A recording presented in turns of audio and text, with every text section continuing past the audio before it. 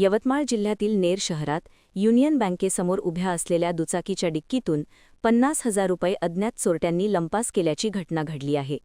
हा संपूर्ण प्रकार लगतच्या सीसीटीव्ही कॅमेऱ्यात कैद झाला असून त्यामध्ये 3 चोरटे स्पष्टपणे दिसत आहेत.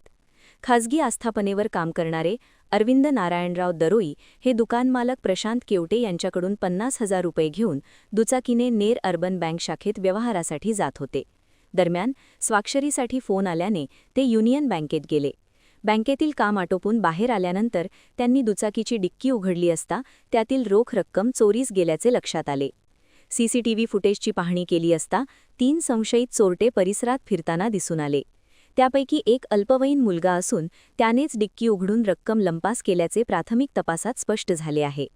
नेर शहरात सुमारे 160 सीसीटीव्ही कॅमेरे कार्यरत असतानाही चोरीच्या घटना सुरूच असल्याने पोलिसांच्या कार्यक्षमतेवर प्रश्नचिन्ह उपस्थित होत आहे.